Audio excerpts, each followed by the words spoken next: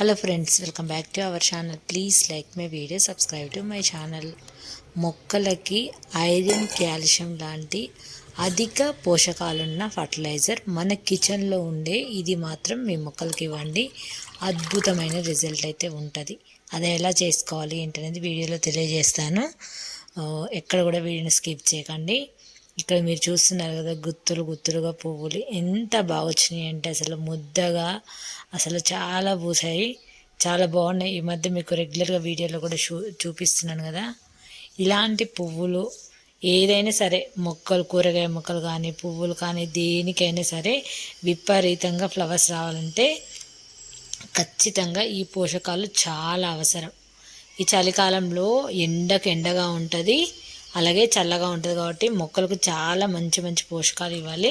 నేను దానికోసం అయితే గంజి ఉంటుంది కదా, గంజి తీసుకున్నాను. గంజి, బియ్యం కడిగిన వాటర్, బెల్లము, ఈ మూడు కలిపి నేను ఒక పెద్ద బకెట్ వాటర్లో డైల్యూట్ చేసి మొక్కలకైతే ఇచ్చాను. చాలా చాలా మంచి రిజల్ట్ ఉంటుంది ఫ్రెండ్స్. తప్పకుండా ట్రై చేయండి. మన ఇంట్లో అన్నం వండుకునేటప్పుడు ఉండే గంజి ఒక గిన్నెలోకి వార్చుకోండి. అలాగే బియ్యం కడిగిన ఫస్ట్ బియ్యం నానబెడతాం కదా, కడిగి వంపకుండా కాసేపు నానబెట్టుకొని అవి కూడా మూడు కలిపి ఇంకా చల్లారిన తర్వాత ఇలా మొక్కలకి ఇచ్చుకోండి. చాలా చాలా మంచి రిజల్ట్ అయితే ఉంటుంది. ఎంత మంచి రిజల్ట్ అనేది మీకు ఇక్కడ ఎగ్జాంపుల్ చూపిస్తున్నాను. చాలా ఇప్పుడు నేను అదంతా కూడా ఈ పెద్ద బకెట్లో వేసుకున్నాను. ఈ బకెట్ నిండుగా వాటర్ వేసేసుకొని ఇంకా మొక్కలకైతే ఇచ్చేస్తున్నాను. అంటే ఈ వీటి వల్ల ఏంటంటే మనకు అధికంగా పోషకాలు ఇందులో ఉంటాయి. ఇప్పుడు ఫస్ట్ బియ్యాన్ని కడుగుతాం కదా, ఫస్ట్ టైం గిన్నెలో పోసి కడిగినప్పుడు అవి బయటపడేయకుండా కాస్త ఒక 5-10 నిమిషాలు నాననిచ్చిన తర్వాత ఆ బియ్యంలో వచ్చేదంతా కూడా ఒక గిన్నెలోకి ఉంచేసుకొని ఇలా వాటర్లో డైల్యూట్ చేసి మొక్కలకి ఇవ్వండి. ఇప్పుడు మనకు ప్రజెంట్ వెజిటేబుల్స్ అయితే కాకరకాయలు, చిక్కుడుకాయ, బీరకాయలు ఇవి బాగా వస్తుంటాయి, సొరకాయలు కూడా.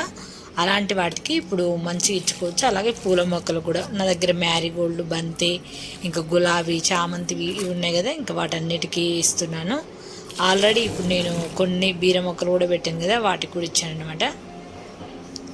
మ్యారీగోల్డ్ కూడా నేను రోజు కోస్తున్నాను ఈ మధ్య. మ్యారీగోల్డ్ కూడా మార్నింగ్ కోసేస్తున్నాను. కొన్ని అంటే ఈ కార్తీక మాసం కదా, పువ్వు అంటే దీపాలు వెలిగించిన దగ్గర చుట్టూ వేయటానికి కోస్తున్నాను అనమాట. అందుకే ఇక్కడ కోయటం వల్ల కొన్ని పువ్వులు ఎక్కువ బుషిగా కనబడట్లేదు. చూసారు కదా, మంచి పోషకాలు ఫ్రెండ్స్. సింపుల్గా కిచెన్లో ఉండేవి మీకు చిన్న చిన్న బాల్కనీల్లో ఉండే మొక్కలకైనా సరే ఇవ్వండి. చాలా మంచి రిజల్ట్ అయితే ఉంటుంది. రూపాయి ఖర్చు లేని మళ్ళీ అధికంగా పోషకాలు ఉన్నాయన్నమాట.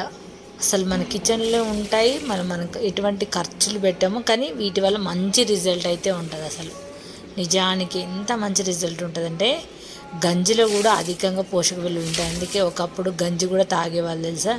ఇప్పుడు చాలామంది గంజి కూడా వంచకుండా వండేస్తున్నారు అన్నారైతే. నేనైతే రెగ్యులర్గా గంజి వాడుస్తాను, ఎందుకంటే అది కూడా మన హెల్త్కి మంచిది. ఇలా అయితే మొత్తం కూడా మొక్కలకైతే ఇచ్చేసిన ఫ్రెండ్స్. రిజల్ట్ కూడా మీరు ప్రతి వీడియోలో చూస్తూనే ఉన్నారు. చామంతులు కూడా మార్నింగ్ కోసేస్తున్నాను కాబట్టి ఇంకా, ఎందుకంటే అలా మొక్క మీద ఉంటే ఎండిపోతూ ఉంటాయి. అదే పూజకు కార్తీక మాసం అంతా చాలా వాడాను కాబట్టి మొక్క మీద అయితే పువ్వులు అయితే లేవు. ఇంకా నేను రెగ్యులర్గా ఎప్పుడు చేస్తూ ఉంటాను కాబట్టి ఎవ్రీడే, అంటే కార్తీక మాసం అయినా కాకపోయినా ఎప్పుడు నేను రెగ్యులర్గా చేస్తాను కాబట్టి కోస్తూనే ఉంటాను పువ్వులు. ఉన్నా కూడా ఎందుకంటే ఇంకా ఉన్న మొక్కలు సరిగ్గా పూయవు కాబట్టి మనం చక్కగా కోసేసుకోవాలి. ఇక్కడ చూడండి గుత్తిగా, అసలు ఎంత గుత్తిగా ఉన్నాయంటే చిక్కుడుకాయలు.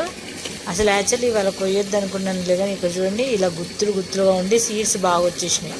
ఇంకా సీడ్స్ బాగా వచ్చినప్పుడు కొయ్యాలి, కొయ్యకుండా అలా ఉంచినాం అనుకో మళ్ళీ ఫ్లవర్ అనేది డెవలప్మెంట్ ఉంటుంది. ఫ్లవర్ అనేది ఇవి సీడ్స్ మళ్ళీ ఎండిపోతూ ఉంటాయి మొక్క పైన.